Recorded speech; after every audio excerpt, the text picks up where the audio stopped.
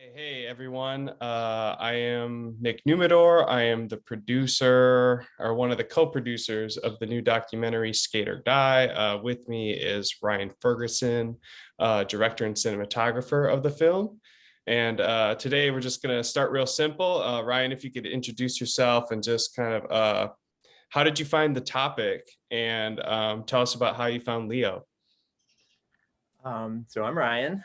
I started this project so many years ago, a third of my life ago, so like over a decade ago. Um, and it all started just reading an article in the paper, Sunday Chicago Tribune, about this rise in urban skateboarding and how it was offering kids this vehicle from gang life in Chicago. Um, and so it just halfway through the article, I started to see it in my head and wrote the reporter an email and just kind of met up and became buddies, and it just sort of spun from there. Um, Weirdly, Leo happened to be one of the kids he had found and interviewed for his article. And so he's at Leo and Beaver, his best friend, who is also heavily in the movie, are our first interviews, actually. And then we got a grant based on their, short 1-day interview. And then we decided they were too old for the story and spent like the next year and a half almost following other stories around the city and looking for younger kids to follow until Leo was shot.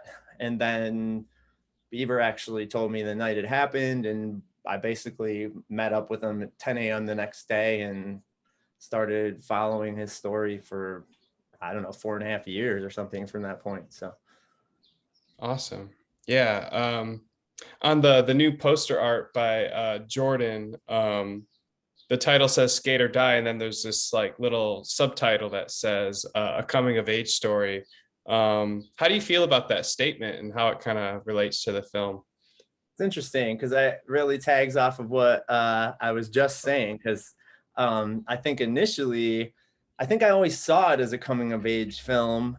Like even in its early inception, I just assumed that age was going to be from early childhood into adolescence, maybe, or where these decisions are made that often, these end lives really young. And interestingly, it became more about a older teenager trying to become an adult, someone who had barely gotten through, someone whose own family was in gangs, who grew up in the legacy of this and was recruited his whole life and relied on skateboarding to really get him through. And so now he's through, and he's 18 years old about when it starts and when he's shot by a stray bullet, and he has no high school diploma. He has no, he has a love for skateboarding. He has a charming smile and wit. He has some like graffiti skills, and he somehow spins all of this like some street smarts, a lot of street smarts, and he manages to just survive and find a creative way to do something awesome. And I feel lucky to have been there. Basically, I mean, who knows what would have happened if I wasn't filming, but it was from the moment he got shot, I could have never guessed it would have propelled the story in the way it does. Yeah. Along with that, I always say when I'm trying to describe the film to people that it's really an emotional roller coaster. There's so much lightness and there's so much darkness, and it really kind of like pulls the narrative forward where it's like just when you kind of has lost hope or see something kind of dire, then there's like a lot of brightness and happiness. And what do you think people could take away from that in the film, or like how the film ends? Hmm. I mean, it's hard. This is the tough one for me because it's hard to try and tell people what to think or what I want them to think from it, because really my whole goal was to tell a very rich, nuanced story that doesn't have easy answers and doesn't have, uh, I guess Hollywood endings. Interestingly, there's a lot of storylines that come to conclusions. There's a lot of amazing things that happen to him. There's a lot of like really bright moments, really dark moments, like you said.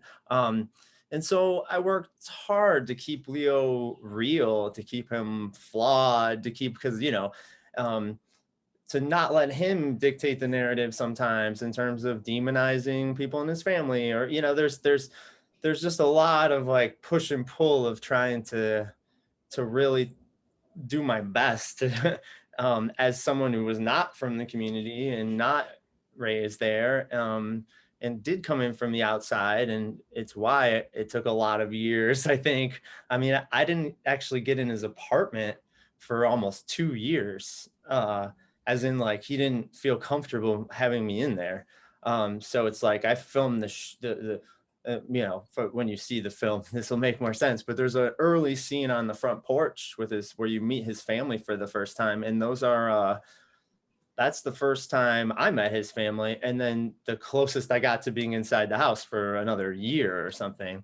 And that is just about building trust and about like, really trying to tell an honest story. And so I guess in that sense, I hope people connect with Leo, but I hope they do as a real person and not as a character, so to speak. And I think from the early screenings we did and stuff, I think that was one of my most optimistic and I guess proud moments from it, was just the demographics that really did seem to connect with him on a human level. What, whether it was senior citizens or, just the kind of folks that you would not connect to him as a skateboarder, or would not connect to him as someone who's like really been through some crazy stuff and is like, edgy and gritty, or whatever other ways younger people might connect to him. It was cool to see people who like his foul mouth didn't turn them off, and his like, the way he talks to his mom. I mean, there's certain things about him that I think,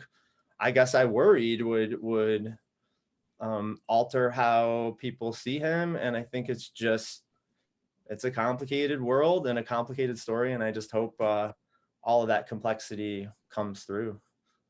Yeah, for sure.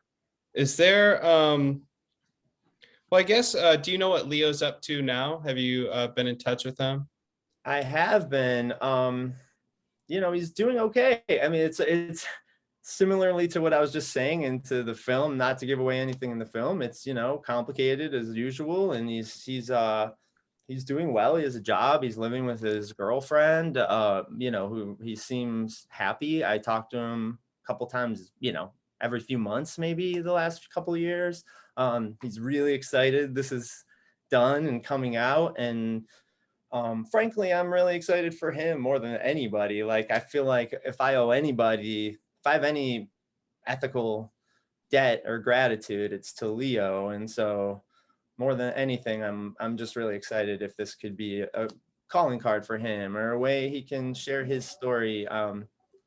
There's a subplot in the film about all of his long lost siblings, these siblings that were revealed in that same, early porch scene, that he had all of these siblings that he never met, and they were taken away for an unexplained reason before he was born.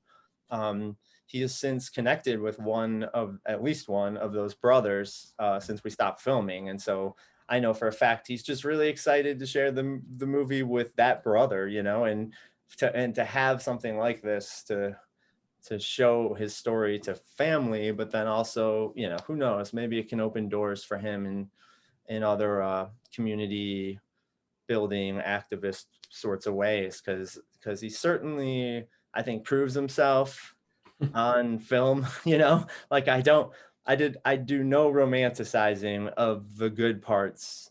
I don't feel like I feel like everything Leo earns in the movie, like he earned, he did himself, and so I hope that he's proud of the stuff he accomplishes in this movie, and I hope that he's able to use this the rest of his life to some benefit.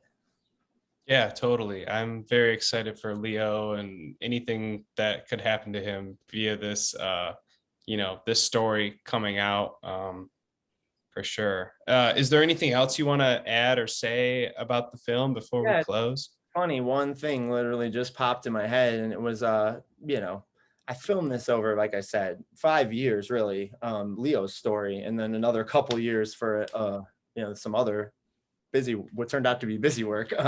But I remember somewhere in the middle of it, like somewhere right in the middle, just where I'm going with Leo every day, to whatever he's doing at the time. And I think I asked him just like, why are you letting me do this? Or like, why? And, why are you just sort of giving me access to everything? And he really thoughtfully said, if you don't tell my story, nobody will. And that was like the first time I kind of realized, he values his own story, and he like thinks his own story should be heard. And he's been really patient with me, for all the people who thought over the many years that this might not be done. You always stood by me, and Mm. Leo definitely always stood by me. He never questioned once if it was going to be finished, which is says a lot after a decade. He was a kid when we started, and he's like a grown up now. So I owe him a lot for that loyalty, and I'm just excited for him. So Awesome. So let's see. I guess the best place for news about the film going forward will probably be like the Skate or Die movie Facebook, right? yeah, I think that's probably the easiest to keep up and keep current. I mean, I think we'll expand that to other social media platforms, and have our own, update our own skaterDieMovie.com. But yeah, I think that's a good place to start for sure. All right, awesome. And I guess thanks to Juan and Moments Film Festival and any kind of screening help we're all doing, and hope everyone has a great summer. And we're just so stoked to roll this film out to festivals and audiences this summer. And yeah, we're happy it's finally done. Yeah, thanks so much, for All real. right. All right. Cheers. Bye.